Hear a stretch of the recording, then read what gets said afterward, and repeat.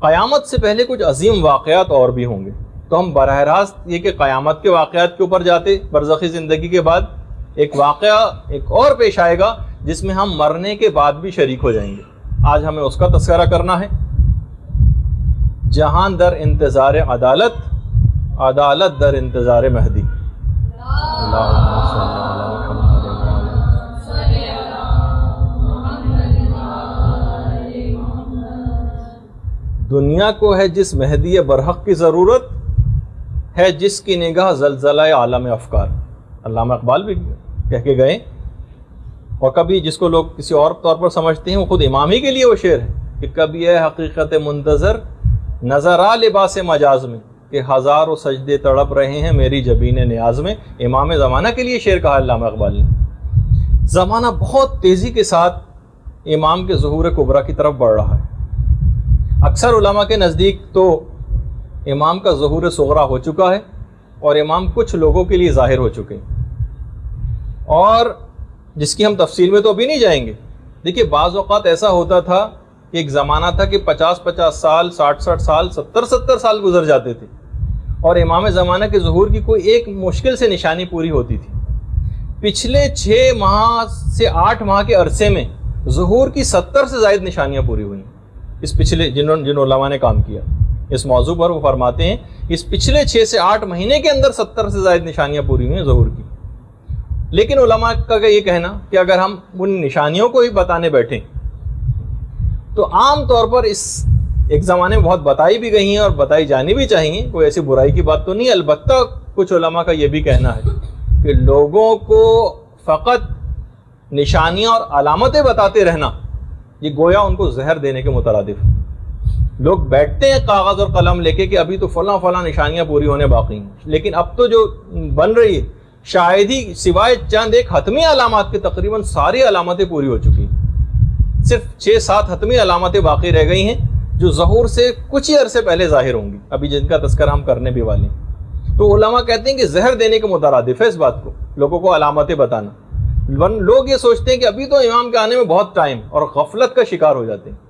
اور جو شخص یہ سمجھ کے بیٹھے کہ نہیں امام کے ظہور کی علامتیں پوری ہو چکی، امام کبھی بھی ظہور کر سکتے ہیں، اور وہ ہر وقت تیار ہو کے اس کو بیٹھنا چاہیے. امام کے ظہور کے سلسلے میں تیاری کیا کریں یہ ہمارا موضوع نہیں، کتنا اہم موضوع ہے، لیکن کیونکہ ہمیں براہ راست اس پہ گفتگو نہیں کرنا بلکہ کچھ حالات کا تذکرہ کرنا ہے جو برزخی زندگی میں ہمارے ساتھ بھی پیش آئیں گے. اور اگر ہمارا انتقال ہو گیا اور امام کا ظہور بعد میں ہوا اور پھر اس کے بعد ایک طویل دورانیہ ہوگا قیامت سے پہلے، اور اس کے کچھ واقعات کا تذکرہ کرنا مقصود ہے. البتہ صرف ایک بات کا ہم تذکرہ کریں گے کہ آج کل کے دور میں ہم کیا کریں. امام نے جو شیخ مفید کو ایک خط لکھا تھا اس میں یہ جملہ استعمال کیا تھا کہ اب ہر شخص پر یہ فرض ہے اور واجب ہے کہ تمام ان اعمال کو اختیار کرے. امام دیکھیے ذمہ داری بتا رہے ہیں، ہر شخص پر یہ فرض اور واجب ہے کہ ان تمام اعمال کو اختیار کریں جو ہماری محبت سے ان کو قریب کریں، اور تمام ان چیزوں سے اجتناب کریں جو ہماری ناراضگی اور غضب کا سبب بنے. ہمارا ظہور اچانک ہوگا، امام کے جملے، توبہ کا اس وقت کوئی امکان نہ ہوگا اور کوئی ندامت تم کو فائدہ نہ دے گی.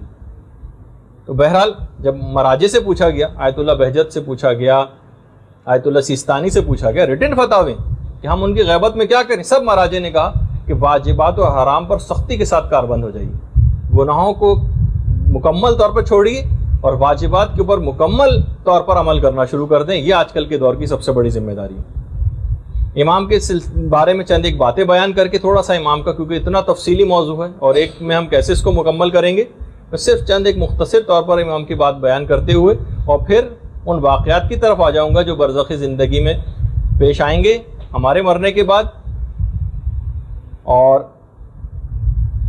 پھر ایک سیریز ہوگی واقعات کی جو قیامت تک چلے گی، ان کا بھی ایک تذکرہ ہوگا. تو دیکھیے سب سے پہلی بات تو یہ ہے کہ اب میں جو بات بیان کرنے جا رہا ہوں اس کا اطلاق فی الحال نہیں ہوگا آپ لوگوں کے پاس، کہ امام کے سلسلے میں ایک حکم یہ ہے کہ جب بھی کبھی امام کا نام لیا جاتا ہے تو علماء نے کہا کہ اس وقت ادب اور اس کا تقاضا یہ ہے احترام کا کہ امام کا نام سنتے ہی کھڑے ہو جائے. اچھا، اس چیز کا رواج خود ائمہ معصومین نے خود اس چیز کو رواج دیا تھا. 8ویں امام کے سامنے جب اللہم صلی علی محمد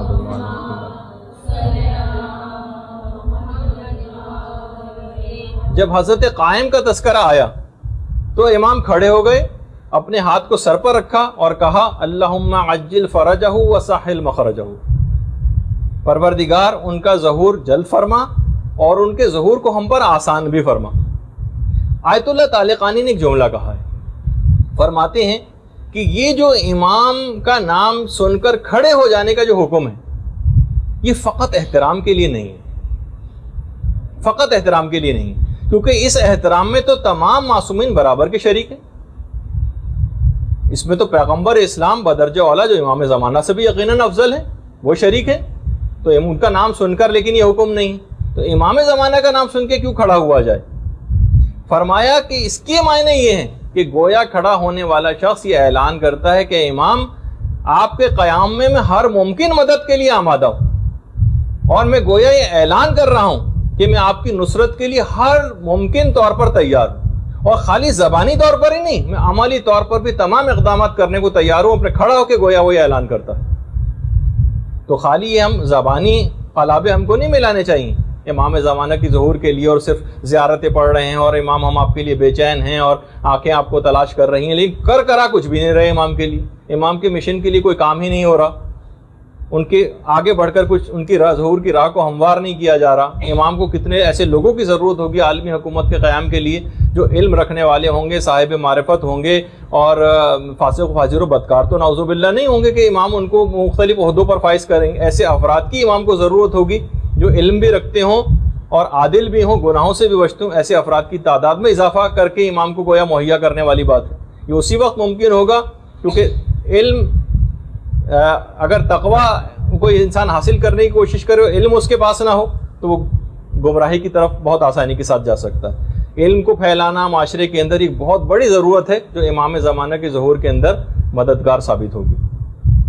اچھا، پھر اس کے بعد کہ کیا امام کا نام لیا جا سکتا ہے؟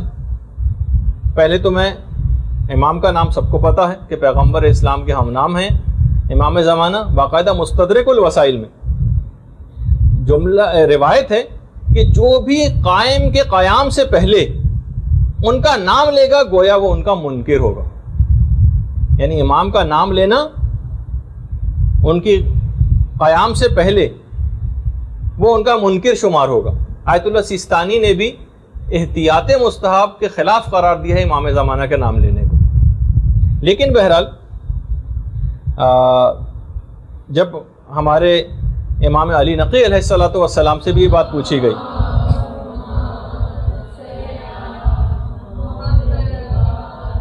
کہ مولا پھر ان کو کس نام سے ہم مخاطب کریں، تو فرمایا کہ تم انہیں حجت آل محمد کہہ دیا کرو.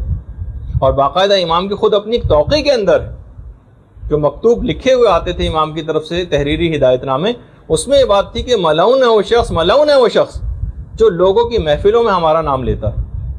اچھا، کچھ روایات میں اتنی سختی آئی ہے کہ امام کا نام نہ لیا جائے، کچھ روایتوں میں جواز کا تذکرہ بھی آیا ہے، یعنی جائز ہے امام کا نام لینا. اب اگر حرمت اور جواز کی روایتوں کو جمع کیا جائے تو نتیجہ علماء نے نکالا کہ مقام تقیہ میں امام کا نام لینا یہ جائز نہیں. شیخ حر عاملی نے وسائل الشیعہ کے اندر فرماتے ہیں کہ اگر کیونکہ ہمارا دور اس طرح کا دور ہے کہ اس میں اب ویسا تقیہ نہیں رہا جیسے کہ پہلے زمانے میں ہوا کرتا تھا، تو اب امام کا نام لینے کی اجازت ہے. جب یہ تمام علماء موجودہ علماء کہتے ہیں امام کا نام آج کل کے دور میں لینے کی کوئی ممانعت نہیں. اچھا، پھر کیا امام کسی کو دکھائی دیتے ہیں؟ تو دیکھیے، کبھی کبھار ائمہ کی زندگی میں ملتا ہے اور خود پیغمبر اسلام کی زندگی میں بھی ملتا ہے کہ اکثر پیغمبر لوگوں کی نگاہوں سے غائب ہو جاتے تھے. شب معراج کا تو خیر واقعہ ہے کہ سامنے سے گزرتے چلے گئے اور ان کو پتہ نہ چلا. ظہور جو امام کا جب غیبت صغریٰ کا دور تھا اس وقت کچھ لوگوں کو امام کا مقام معلوم تھا کہ امام کہاں ہے. لیکن وہ امام کے جسم کو نہیں دیکھ پاتے تھے. کچھ روایتوں میں ہے کہ نہ مکان کا پتہ تھا اور نہ ان کے جسم کو کوئی دیکھ پاتا تھا.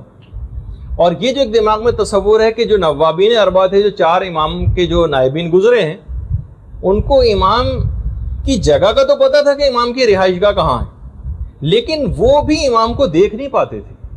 امام زمانہ کے متعلق جب یہ بات ہے کہ امام پیدائش کے دن سے غیبت میں. اچھا، بعض اوقات دیکھیے یہ بھی ہوتا ہے، اور یہ جیسے کہ آج کل ہے بھی، کہ غیبت کبریٰ میں امام کا جسم بھی غائب ہے، نہ ان کی جگہ کا کسی کو پتہ ہے، نہ امام کو کوئی دیکھ پاتا ہے. البتہ کبھی کبھار امام خود کچھ مخصوص لوگوں کو اپنا دیدار کرا دیتے ہیں، البتہ وہ پھر بھی ان کو پہچان نہیں پاتے. خود چھٹے امام یہ جملہ ارشاد فرماتے ہیں کہ قائم کی جو غیبت ہوگی نا، وہ حضرت یوسف کی غیبت کی طرح سے ہوگی. یعنی دوسرے الفاظ میں اصحاب کہف کی غیبت کی طرح سے نہیں کہ اصحاب کہف تو بس غائب ہو گئے، غار میں چلے گئے، بیرون دنیا سے ان کا کوئی رابطہ ہی نہیں. کہا کہ حضرت یوسف کی غیبت کی طرح سے حضرت قائم کی غیبت ہے، کہ اتنے عرصہ سالوں ساتھ رہنے کے باوجود بھی حضرت یوسف کے بھائی جب حضرت یوسف سے ملے تھے تو ان کو پہچان نہ پائے تھے، اگرچہ حضرت یوسف سامنے ہی موجود تھے. کچھ پتہ نہیں کہ امام زمانہ لوگوں سے ملتے ہوں، ان کے ساتھ رہتے ہوں، لیکن ان کو پتہ ہی نہیں چل پاتا کہ یہ ہے امام زمانہ. اچھا، اسی طریقے سے البتہ بہت سے آج کل گمراہ لوگ اس بات کا دعویٰ کرنے لگے ہیں، اور یہ دعویٰ کرنے والے بہت بڑھتے چلے جا رہے ہیں. کتنے ایسے افراد سے تو میں ذاتی طور پہ ملا ہوں جو اس بات کا دعویٰ کر رہے ہیں کہ ہماری امام زمانہ سے ملاقات ہوتی ہے، ہمیں دکھائی دیتے ہیں، ہم سے ملتے ہیں، وغیرہ وغیرہ. اچھا، امام رہتے کہاں ہیں؟ میں چند ایک صرف باتوں کا تذکرہ کر کے پھر اس کے اوپر آ جاؤں گا اپنے موضوع پر. دیکھیے، غیبت کبریٰ میں امام کے رہنے کی کوئی خاص مخصوص جگہ نہیں. امام کسی بھی شہر میں یا علاقے میں مستقل رہائش اختیار نہیں کرتے، اور امام نسبتاً غیر معروف رہ کر زندگی کو بسر کرتے ہیں. البتہ چند جگہ تو مسلم ہے کہ جہاں پر امام زمانہ پہنچے ہیں، پہنچتے ہیں، جاتے ہیں. مکے میں، مدینے میں، نجف میں، کوفہ میں، کربلا میں، سامرہ میں، کاظمین میں، مشہد میں، قم میں، بغداد میں. یہ تو امام زمانہ لازمی طور پر ان جگہوں پر تو جاتے رہے ہیں، اور انشاءاللہ جاتے رہتے ہیں، جاتے رہیں گے. البتہ کچھ امام کی ذرا مخصوص نشست گاہیں بھی ہیں. مسجد جمکران ہے، مسجد کوفہ ہے، نجف کا جو وادی السلام ہے اس میں جو مقام صاحب الامر ہے وہ امام کی مخصوص نشست گاہوں میں سے ہے. اس طرح حلہ میں مقام صاحب الامر ہے، وہ ہے. اچھا، ایک چیز اور اس میں بتا دی جائے. لوگوں کے دماغ میں ایک سوال ابھرتا ہے کہ آخر امام جو ایک زندگی بسر کرتے ہیں تو امام کی جو ضروریات ہیں یہ کہاں سے، اور امام کے جو اخراجات ہوتے ہوں گے وہ کہاں سے پورے ہوتے ہیں؟ کیا امام ایک عام انسان کی طرح سے اپنی ضروریات کو پورا کرتے ہیں، دنیاوی ذرائع اختیار کرتے ہیں، یا خدا کی طرف سے الگ سے معجزانہ طور پر کوئی سہولت ان کو حاصل؟ تو علماء نے کہا کہ ممکن ہے کہ دونوں طرح سے ہو. امام بالکل ایک عام طور پر ہی اس دنیا میں زندگی بسر کرتے ہوں، اور یہ بھی ممکن ہے کہ حضرت مریم کی طرح سے غیب سے ان کو بھی اس طرح سے رزق ملتا ہو، تو کیا تعجب کی بات ہے. البتہ امام کی رہائش گاہ کے متعلق جزیرے خضرہ والی روایت جو ہے، جس کو لوگ آج کل برمودا ٹرائنگل کو قرار دیتے ہیں، وہ بالکل ایک افسانہ اور من گھڑت چیز ہے. تمام علماء نے لکھا کہ یہ بالکل افسانہ ہے، اور جزیرے خضرہ والی جو روایت ہے وہ سند اور متن کے لحاظ سے بالکل ہی قابل اعتنا نہیں. اچھا، پھر ایک سوال ہے کہ کیا امام کے بیوی اور بچے ہیں؟ اچھا، کچھ روایات ایسی ہیں کہ جس سے یہ پتہ چلتا ہے کہ امام عائلی زندگی گزار رہے ہیں، لیکن اور اس میں یہ بھی ہے کہ امام کے بیوی اور بچے ہیں، لیکن جو صحیح ترین روایات ہیں اس میں یہ ہے کہ امام کی کوئی اولاد نہیں ہے، اور اگر ہے بھی بالفرض اگر ہو بھی تو بھی خود امام کی ان اولادوں کو بھی یہ بات پتہ نہیں کہ ہم امام کی اولاد ہیں، کیونکہ طول عمر امام زمانہ کا معجزہ ہے، ان کی اولاد کا معجزہ نہیں. ان کے ازواج اگر ان کی زوجہ کوئی ہوں ان کا معجزہ نہیں. تو بہرحال کچھ علماء کا یہ بھی کہنا ہے، کہا کہ زیادہ تر جو صحیح ترین روایت ہے کہ امام کے ہاں کوئی اولاد نہیں. اچھا کچھ روایتوں میں یہ پتہ چلتا ہے کہ ان کے ہاں اولاد ہے، بلکہ ایک کتاب لکھی بھی گئی ہے امام زمانہ کے بیٹوں کے حالات پر، میرے پاس بھی فارسی میں ہے، البتہ یہ کہ بہرحال علماء نے کہا کہ جو روایات اس سلسلے میں ہیں وہ اتنی صحیح نہیں ہیں، کہ کوئی صحیح ترین اوتھینٹک روایات کے اندر امام کی اولادوں کا کوئی تذکرہ نہیں۔ شیخ طوسی نے کتاب الغیبت میں مفضل ابن عمر سے چھٹے امام سے روایت ایک نقل کی۔ امام فرماتے ہیں کہ امام زمانہ کی رہائش کا نہ ان کے فرزندوں کو وہ علم ہے اور نہ کسی اور کو۔ اس سے تو یہ پتہ چلتا ہے کہ امام کے فرزند بھی ہیں، لیکن چھٹے امامی کی ایک اور روایت ہے۔ امام فرماتے ہیں کہ امام وہ ہوتا ہے جس کا کوئی بیٹا ہو، سوائے اس کے کہ جس کے بعد امام حسین اپنی قبر سے تشریف لے کر آئیں گے، زمان رجت کی طرف اشارہ ہے، بس اس کے ہاں کوئی بیٹا نہیں ہوگا، یعنی اس کے ہاں کوئی اولاد نہیں ہوگی۔ روایت میں تو خیر بیٹے کا لفظ ہے، لیکن عام طور پر اولاد کے معنوں میں بھی استعمال ہوتا ہے کہ ہر امام کا کوئی بیٹا ہوتا ہے، سوائے اس کے کہ جس کے لیے ہمارے جد قبر سے اٹھ کر تشریف لائیں گے، بس اس کے ہاں کوئی بیٹا نہیں ہوگا۔ جب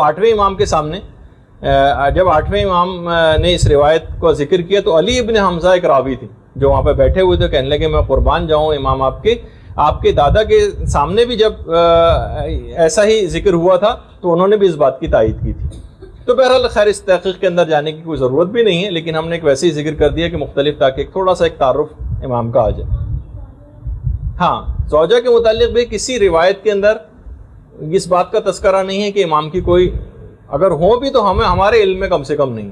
اولادوں کے سلسلے میں ایک تھوڑی سی بحث آئی بھی ہے، زوجہ کے سلسلے میں، کیونکہ وہی میں نے کہا کہ زوجہ کا یا کسی طول عمر کا معجزہ یہ امام زمانہ سے مخصوص ہے، ان کے کسی اور رشتہ دار سے مخصوص نہیں۔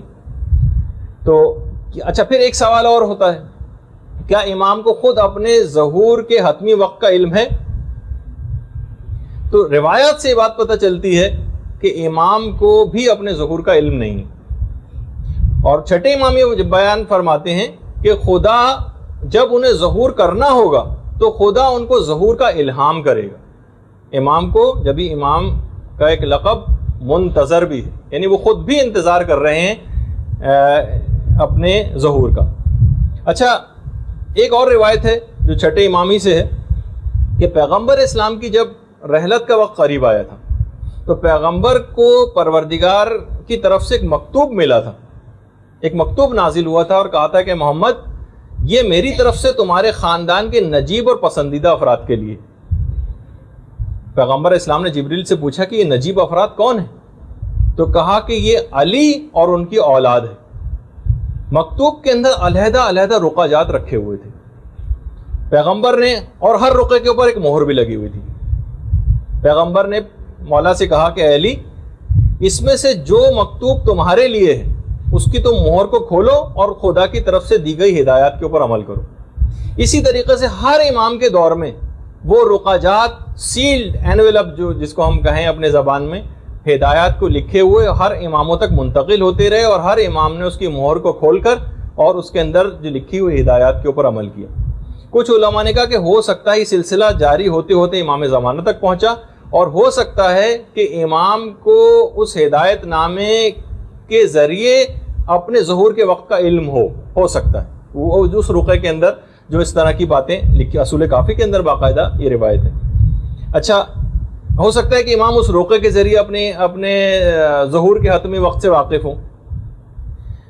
اور ایک روایت میں یہ بھی ہے کہ پیغمبر اسلام یہ بات ارشاد فرماتے ہیں کہ ظہور سے پہلے قائم کی جو تلوار اور علم ہوگا اس میں خدا بولنے کی قوت کو پیدا کر دے گا، اور ایک آواز آئے گی یا ولی خدا، خدا کے دشمنوں قیام کرو اور خدا کے دشمنوں کو قتل کرو۔ کافی میں بھی ہے، بہار میں بھی یہ روایات ہیں۔ اچھا اب ایک سوال یہ ہوتا ہے کہ اتنا عرصہ ہو گیا امام نے ظہور اب تک کیوں نہ کیا؟ تو دیکھیے ہر انقلاب کے کچھ خارجی اور داخلی عوامل ہوتے ہیں۔ اب آپ خود دیکھتی ہیں کہ جب تک ان اہداف، ان عوامل کو حاصل نہیں کیا جائے گا، جب تک کوئی بھی انقلاب بیکار ہوتا ہے، جب تک کہ مخصوص چیزوں حاصل نہ کر لیا جائے۔ خود دیکھتی ہیں آپ کہ جب حضرت عیسیٰ کو آسمانوں پر جب اٹھایا گیا تھا، اس کے 500 سال بعد پیغمبر اسلام پیدا ہوئے، اور پیدائش کے بھی 40 سال کے بعد اعلان رسالت کیا تھا۔ تو اس سے بھی آپ اندازہ لگائیں کہ بہرحال ہر چیز کا ایک مناسب وقت ہوتا ہے، موقع ہوتا ہے، اور ویسے بھی غیبت خدائی رازوں میں سے ایک راز ہے، اس کی حکمتیں سمجھ میں نہیں آتی۔ اچھا، ایک اور بات اور علماء نے بیان کی، ظہور کی امام کی کچھ علامات ہیں اور کچھ شرائط ہیں، لوگ آپس میں ان کو ملا دیتے ہیں۔ علامات جو ہوں گی نا وہ ظہور سے کچھ پہلے، اس سے کچھ قبل نمودار ہوں گی۔ اچھا، جبکہ ظہور سے براہ راست ربط ہے شرائط کا، علامات الگ ہیں، امام کے ظہور کی شرائط الگ ہیں۔ علامات ضروری نہیں کہ بیک وقت ظاہر ہوں، سالہ سال سے پوری ہوتی چلی جا رہی ہیں علامات، اور کچھ آخری وقت سے مخصوص ہیں۔ ہو سکتا ہے کہ ایک ہی وقت میں بہت ساری علامات، جیسے کہ پچھلے 6 مہینے میں 70 سے زیادہ علامات پوری ہوں، چند ایک کا تذکرہ آگے چل کے شاید آئے بھی۔ تو اور اسی طریقے سے جو علامات ہوں گی وہ پہلے نمودار ہوں گی اور جلد ختم ہو جائیں گی، جبکہ شرائط ظہور سے کچھ عرصے پہلے ہوں گی اور یہ پھر مستقل رہیں گی۔ اچھا، باقاعدہ ایک پاکستانی زائر چند سال پہلے مشہد میں ان کی خود امام زمانہ سے ملاقات ہوئی تھی، ایک پاکستانی زائر کی۔ امام سے ایک سوال پوچھا تھا انہوں نے، مولا یہ بتائیے کہ ہم تو آپ کو بہت زیادہ یاد کرتے ہیں، کیا آپ بھی ہمیں یاد کرتے ہیں؟ امام نے ایک جملہ کہا، اسی بے عادت، ظاہر کی سمجھ میں نہیں آیا، اور علماء کے پاس گیا وہ ظاہر، اور ان کے سامنے یہ جملہ رکھا، تو علماء نے پھر اس کا صحیح طور پر ترجمہ کر کے بتایا کہ اس کے معنی یہ ہیں۔ امام فرماتے ہیں کہ ہم کو وصیت کی گئی ہے بے عدد کہ تم میں سے ایک ایک کو یاد رکھیں، انڈیویجول 1 by 1 کو ہم یاد رکھتے ہیں، ہمیں باقاعدہ وصیت ہے اس بات کی۔ تو بہرحال یہ امام کی اتنی حد تک آ گئی، یعنی امام اتنے زیادہ کنسرن ہے کہ 1 by 1 جتنی خواتین یہاں پہ بیٹھی ہوئی ہیں، امام ان سے مکمل طور پر ان کے حالات سے واقفیت رکھتے ہیں، ان کو یاد کرتے ہیں۔ اچھا، امام سے پہلے چند چیزوں کے متعلق اور بیان کر دیا جائے، پھر ہم فوراً بعد اس کے اوپر آ جائیں گے اپنے موضوع پر۔ سب سے پہلے تو ایک سفیانی کا خروج ہوگا۔ کچھ علماء نے کہا کہ اصل میں سفیانی ایک کردار کا نام ہے، یہ کسی کوئی فرد واحد پر منحصر نہیں۔ خود چوتھے امام کی ایک اصل میں ایک حدیث ہے جو اس سلسلے میں دلیل کے طور پر بھی پیش کی جاتی ہے کہ سفیانی کا جو خروج ہوگا نا وہ بالکل حتمی ہوگا، اتنا اور بتا دوں۔ اور امام نے فرمایا کہ ہر قیام کرنے والے کے مقابلے میں ایک سفیانی ہوتا ہے۔ اس لحاظ سے تو یہ کسی کیریکٹر کا ایک نام ہوا۔ بہار کے اندر بھی روایت ہے چوتھے امام کی کہ ہر حق کے لیے قیام جو کرتا ہے اس کے لیے ایک سفیانی ہر زمانے میں۔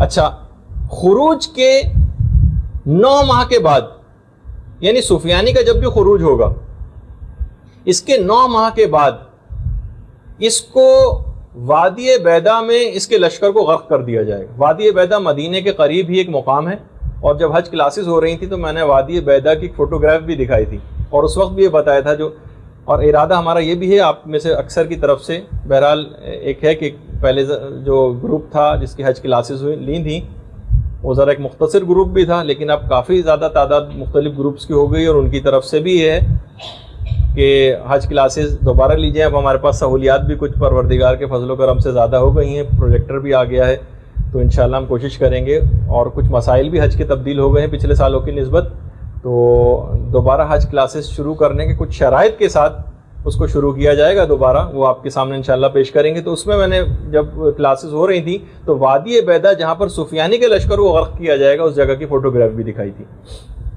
اچھا، کچھ تو اچھا یہ جو ہے نا، یہ امام وادی بیدا کا زمین میں دھس جانا اور سفیانی کے لشکر کا یہ حتمی علامات میں سے ایک ہے امام کے ظہور کی۔ اچھا، اسی طریقے سے نفس زکیہ ہے، نفس زکیہ کی شہادت۔ یہ کوئی مخلص مومن ہوں گے جو نفس زکیہ کے نام سے جن کو کہا ہے کہ جو دین خدا کے جتنے انحرافات ہیں، یعنی دین جن انحرافوں کا شکار ہو چکا ہے اس کے لیے وہ خروج کریں گے اور اس کے بعد قتل کر دیے جائیں گے۔ اور یہ اتنی کوئی پرومیننٹ شخصیت ہوں گے، علماء نے کہا کہ روایت میں جملہ ملتا ہے کہ مومنین ان کی شہادت سے بہت رنج محسوس کریں گے۔ اس کا مطلب ہے کوئی غیر معروف ایسے آدمی نہیں ہوں گے، کوئی بہت معروف ہوں گے اور ان کی شہادت واقع ہوگی۔ اسی طریقے سے سید حسنی، سید حسنی کی آمد بھی امام کے قیام سے پہلے، اور اس کے پھر فوراً بعد امام کا ظہور ہوگا، اور سید حسنی امام کو پہچان لیں گے، ان تک پہنچ جائیں گے، اور اس کے بعد لوگوں کو یقین دلانے کے لیے امام سے کچھ دلائل طلب کریں گے، جن کا بھی آگے چل کر تذکرہ بھی ہونے والا ہے، اور پھر امام ان کو قائل کریں گے سید حسنی کو۔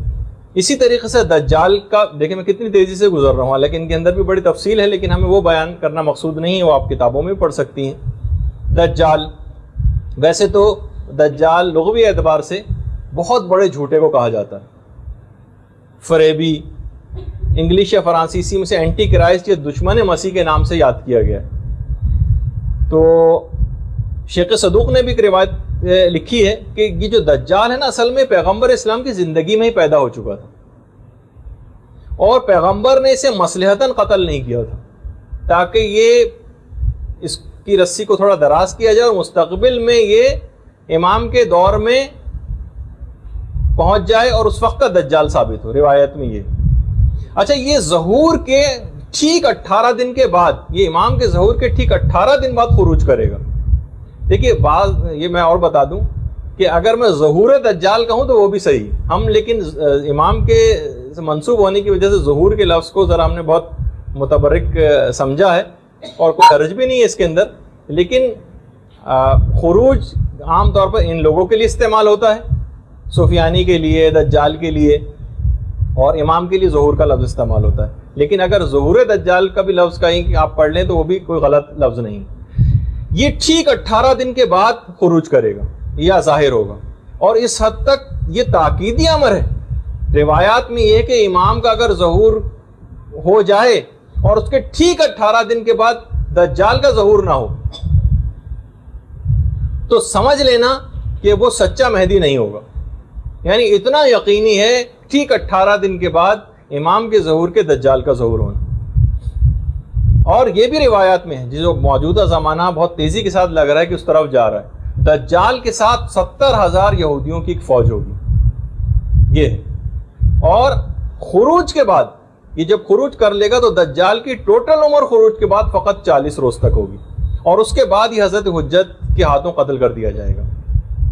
روایات میں یہ چیز بھی ملتی ہے کہ دجال کے ساتھ خاص طور پر اس نے میوزک کا ایک ایسا انتظام کیا ہوگا کہ لوگ بہت زیادہ مومنین بھی اس کی طرف اٹریکٹ ہوں گے۔ صرف وہ لوگ دجال کے ہاتھوں بچ پائیں گے، اس کے فریب میں نہیں آئیں گے، جو پہلے سے خود کو ان گناہوں سے دور رکھے ہوئے، جو اس دنیا میں بھی گانے نہیں سنتے، جو اس وقت بھی میوزک سے دور رہتے ہیں،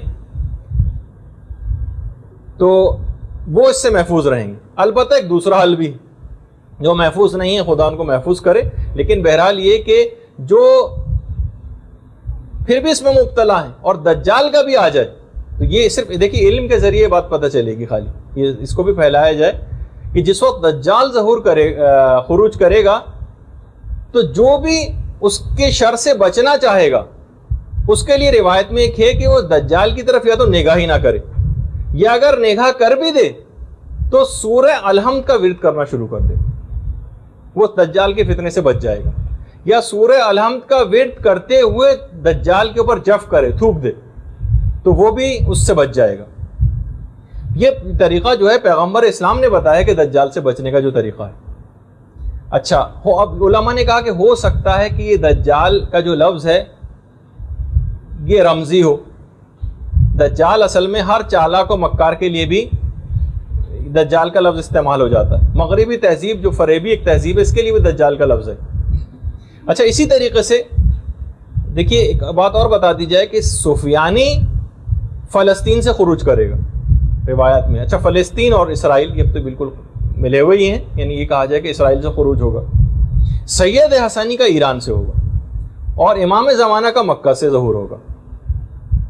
اچھا، یہ جو تینوں واقعات ہیں، اللہم صلی علی محمد وعلی محمد، یہ جو تینوں واقعات ہیں، سفیانی کا فلسطین یا اسرائیل سے خروج، سید حسنی کا ایران سے، اور امام کا مکے سے، یہ ایک سال کے اندر اندر واقع ہوں گے، ایک سال کے اندر یہ تینوں چیزیں ہوں گی۔ اور یہ بھی ہے، دیکھیے اب تو لگ رہا ہے کہ زمانہ اس جنگ کی طرف جا رہا ہے مسلسل۔ ملتا ہے روایت میں کہ امام زمانہ کا آخری معرکہ رام اللہ میں ہوگا، یہ روایات میں، رام اللہ جو اس وقت فلسطین کا ایک علاقہ ہے، تو انشاءاللہ اس کی بھی میں کبھی تفصیل بتاؤں گا. امام کے ظہور سے پہلے خاص چیز اور ہے جس میں بہت سی باتیں بھی ہم کو اس لحاظ سے بتانی ہیں، جس سے بچنے کے طریقے بھی اس میں آتے ہیں، کہ امام کی آمد سے پہلے ایک زوردار دھماکے چیخ کی آواز آئے گی.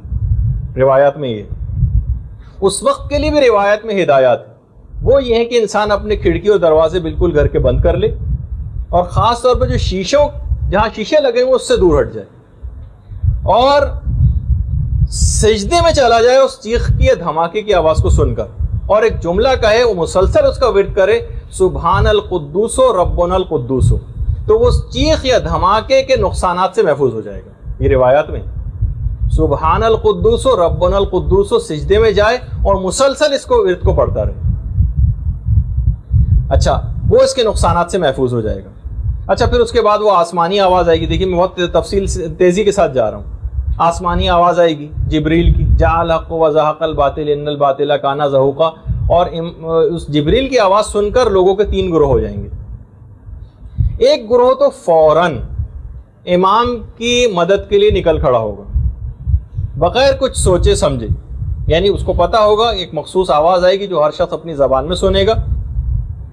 معجزانہ طور پر جیسے یہ پہلا قدم اٹھائے گا اس کا اگلا قدم مکے میں ہوگا. یہ پہلا گروہ ہے جو معجزانہ طور پر اس کو ایک بہت بڑی سعادت ملے گی. دوسرا گروہ وہ ہوگا جو اس آواز سے مکمل طور پر متفق تو ہوگا، لیکن وہ سوچے گا کہ بھائی ٹھیک ہے امام نے بلایا ہے، لیکن بیوی بچوں کی بھی کچھ مصروف کوئی ذمہ داریاں ہیں.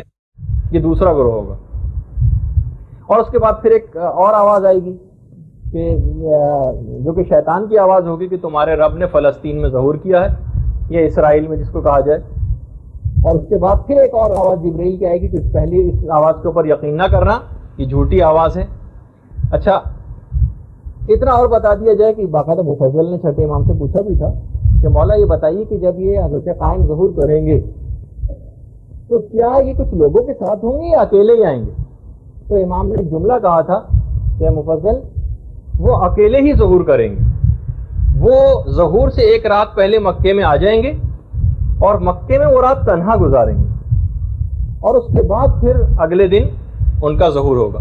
جب امام آئیں گے تو جو سب سے پہلا جملہ استعمال کریں گے، سب سے پہلا جملہ کعبے کی پشت سے پیٹھ لگا کر بیٹھ جائیں گے اور سورہ ہود کی 86ویں آیت پڑھیں گے، بقیت اللہ خیر لکم ان کنتم مؤمنین. اگر تم مومن ہو تو بقیت اللہ ہی تمہارے لیے سب سے بہتر ہے. اس کے بعد امام کی بیعت شروع ہوگی، جو تفصیلات ہیں کہ اس کے بعد جو بھی کوئی امام کو سلام کرے گا وہ السلام علیکہ یا بقیت اللہ کہہ کے سلام کیا کرے گا. امام اس کے بعد پھر جملے ہیں امام کے، امام کہنا شروع کریں گے، خطبہ دیں گے کہ جو کوئی آدم و شیس کو دیکھنے کا خواہش مند ہو وہ دیکھ لے کہ میں ہی آدم و شیس ہوں. جو نوح اور سام کو دیکھنے کا خواہش مند ہو وہ دیکھ لے کہ میں ہی نوح اور سام ہوں. جو ابراہیم و اسماعیل کو دیکھنے کا خواہش مند ہو وہ دیکھ لے کہ میں ہی ابراہیم و اسماعیل ہوں. جو موسیٰ اور یوشع کو دیکھنے کا خواہش مند ہو وہ دیکھ لے کہ میں ہی موسیٰ اور یوشع ہوں. جو محمد مصطفیٰ اور علی مرتضیٰ کو دیکھنا چاہے وہ دیکھ لے اللہم صل علی محمد.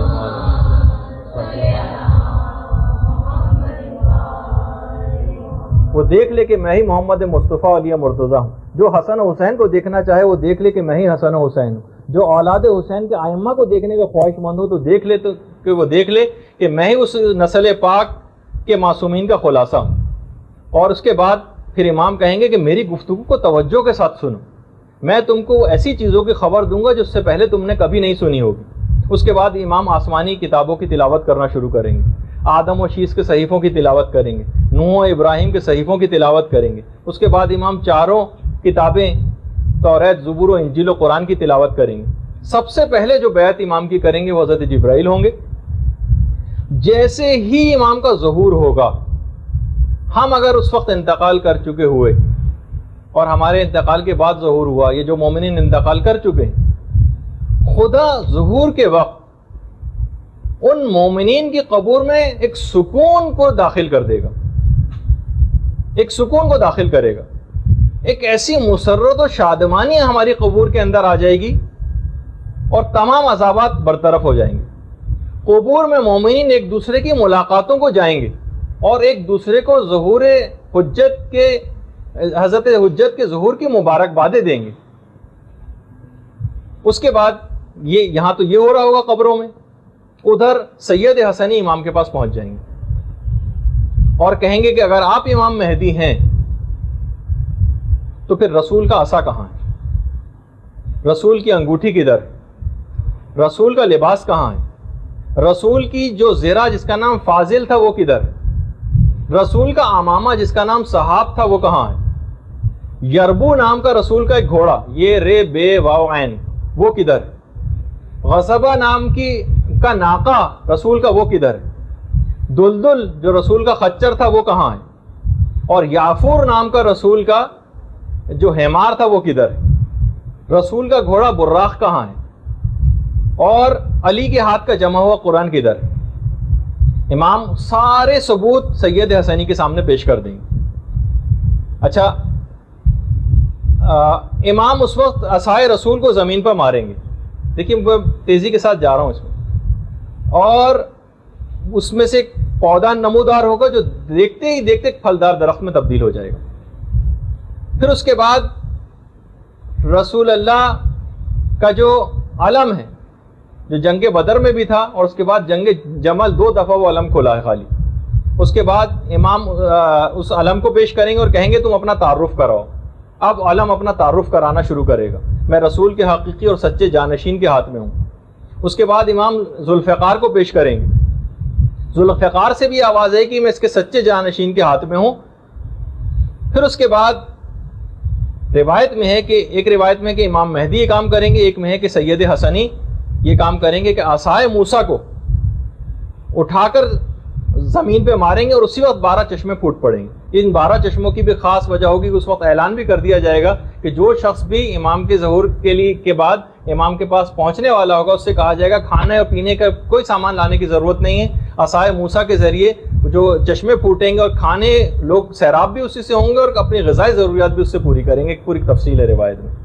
اس کے بعد انگشتری سلیمان امام وہ پیش کریں گے کہ جب حضرت سلیمان کی وہ انگوٹھی جب حضرت سلیمان پہن لیتے تھے تو تمام پرندے اور جانور ان کے گرد جمع ہو جاتے تھے، اپنے مسائل پیش کرتے تھے، ان کی زبان میں حضرت سلیمان ان کے جوابات دیتے تھے۔ امام بھی اسی چیز کو دہرائیں گے اور وہ انگوٹھی پہن لیں گے، پرندے سارے جمع ہو جائیں گے، امام ان کو ان کی زبان میں جواب دیں گے۔ اس کے بعد سید حسنی کہیں گے وہ رسول اللہ کی زرہ کہاں ہے جو ان کے صحیح اور سچے جانشین کے علاوہ کوئی اور نہیں پہن سکتا۔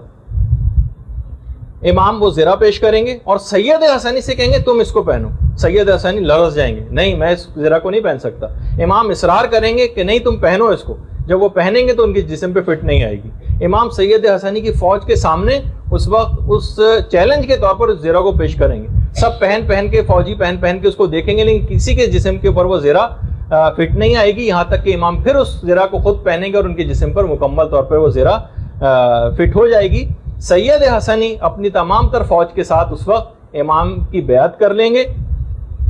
اچھا، اس وقت جب امام کی بیعت ہوگی تو اس وقت اور کون کون بیعت کے لیے آئے گا؟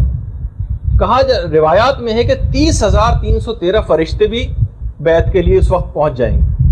کچھ اس میں فرشتے وہ ہوں گے ان 30,313 میں سے جو حضرت نوح کی کشتی میں ان کے ساتھ تھے، کچھ فرشتے وہ ہوں گے جو حضرت ابراہیم کو جب آگ میں پھینکا جا رہا تھا اس وقت ان کے ساتھ تھے، کچھ وہ فرشتے ہوں گے جو حضرت موسیٰ کے ساتھ اس وقت تھے کہ جب حضرت موسیٰ کے لیے دریا کو پھاڑا جا رہا تھا، اور کچھ حضرت عیسیٰ کے ساتھ وہ فرشتے تھے کہ جب حضرت عیسیٰ کو آسمانوں پر بلند کیا جا رہا تھا، اور 4,000 فرشتے نشان زدہ ہوں گے، مارکڈ بالکل، اور 1,000 فرشتے اور ان کے ساتھ نازل ہوں گے۔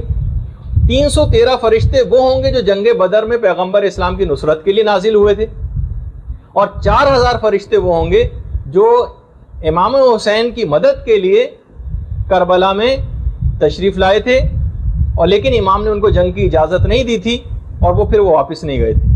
یہ فرشتے اس کے بعد پھر واپس آسمانوں میں نہیں گئے۔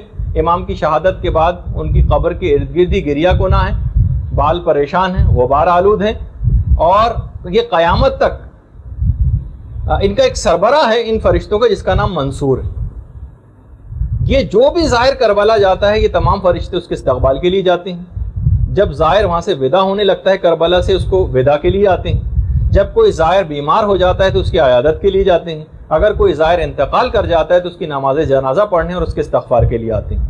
یہ سب کے سب فرشتے آسمانوں میں واپس نہیں گئے تھے، اور یہ امام زمانہ کے ظہور کا انتظار کر رہے ہیں اور یہ آپ کی نصرت کریں گے ظہور کے بعد. اچھا اس کے بعد میں ابھی جیسے کہ 5ویں امام کی وہ روایت ہے جو ہم نے اس سے پہلے کھانے پینے کے سلسلے میں پیش کی. امام فرماتے ہیں کہ ندا آئے گی کہ تم میں سے کوئی بھی کھانا لانے کی زحمت کو نہ گوارا کرے. کہ امام کے پاس حضرت موسیٰ کا وہ پتھر ہے جس سے 12 چشمے پھوٹ پڑتے ہیں, اور حضرت قائم کا جب ظہور ہوگا تو اس پتھر سے جو چشمے پھوٹیں گے اسی سے لوگ اپنی پیاس کو بجھائیں گے اور اسی سے لوگ اپنی بھوک کو بھی ختم کریں گے. اچھا امام کے پاس جو اسلحہ ہوگا جس کے متعلق بہت زیادہ سوال پوچھے جاتے ہیں, بالکل جدید قسم کا اسلحہ ہوگا اور امام کی کئی طرح سے امداد ہوگی. خاص طور پر جو چھٹے امام نے کہا کہ ہمارے قائم کا جو روب و دبدبہ ہوگا نا وہ ایک ایسی دہشت اور روب ہوگا کہ جو لوگوں کے دلوں پہ خدا قائم کر دے گا. آج بھی ہم دیکھتے ہیں کہ حزب اللہ کا کیسا روب اور دبدبہ ہے, حالانکہ اتنی چھوٹی سی جماعت, لیکن اس کے باوجود امام کے متعلق ہے کہ ان کا ایک ایسا روب اور دبدبہ ہوگا. اور باقاعدہ خود مولا کی بھی حدیث ہے کہ ملائکہ, جنات اور مخلص مومنین کے ذریعے شیعوں اور مخلص شیعوں کے ذریعے امام مہدی کی مدد کی جائے گی. اور امام فرماتے ہیں کہ ان کا جو روب اور دبدبہ ہوگا وہ 1 ماہ پہلے اور 1 ماہ بعد تک حرکت کرتا رہے گا. یعنی امام کے لیے خاص طور پر اس طرح سے مدد کی جائے گی. امام جب حکومت اپنی قائم کر لیں گے تو جو ایک کیپٹل ہوگا جو بالکل یقینی 100% ہے وہ روایات میں ہے وہ کوفہ ہوگا. امام کوفے کو اپنا کیپٹل بنائیں گے. خود یہ چھٹے امام کی روایت ہے کہ کوفہ امام کا دارالخلافہ ہوگا.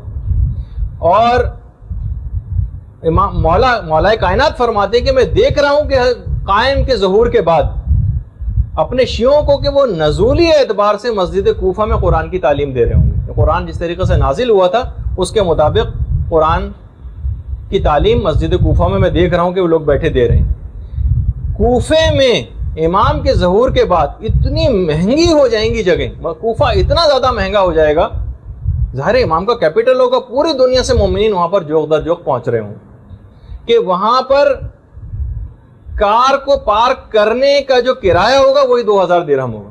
یہ تو میں نے اپنے الفاظ میں کہا, ورنہ روایت میں جملہ یہ ہے کہ ایک بھیڑ کے بیٹھنے کی جگہ 2000 درہم ہوگی. اتنا زیادہ کوفہ مہنگا ہو جائے گا. فرشتوں کی فوجیں کوفے آ رہی ہوں گی اور جا رہی ہوں گی. کوفے کی قیمت زمین آسمان سے باتیں کرنے لگے گی. اچھا کوفے کے متعلق یہ ہے کہ اتنی برکات نازل ہوں گی کہ کوفے میں آ کر جو شخص بھی کھڑا ہو کر دعا کرے گا اسے 1000 کے برابر اجر بھی دیا جائے گا. تو اس لحاظ سے بھی امام کا جو دارالخلافہ ہوگا اس کی بھی بہت تفصیل بیان کی گئی.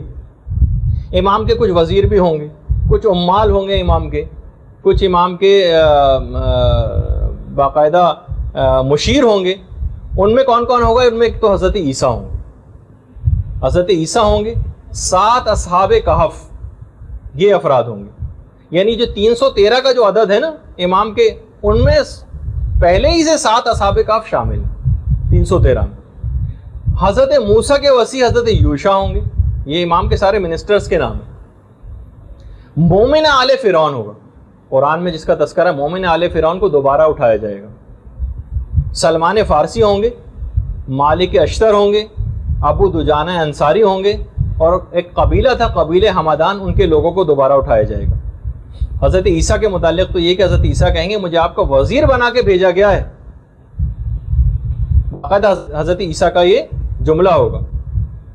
امام کی جو فوج کے سالار ہوں گے ان میں ایک تو شعیب بن صالح ہوں گے جو اللہ کے ایک نبی ہیں, اور اس کے علاوہ چھٹے امام کے فرزند حضرت اسماعیل بھی ہوں گے. روایات میں ایک یہ بھی ہے کہ یہ امام کی فوج کے سالاروں کے اندر یہ لوگ افراد شامل ہیں. اس کے علاوہ حضرت عقیل ہیں, حضرت حارث ہیں, اور چھٹے امام کے جو صحابی مفضل ابن عمر یہ بھی امام کی فوج کے, یہ بھی اس فوج کے اندر شامل ہوں گے.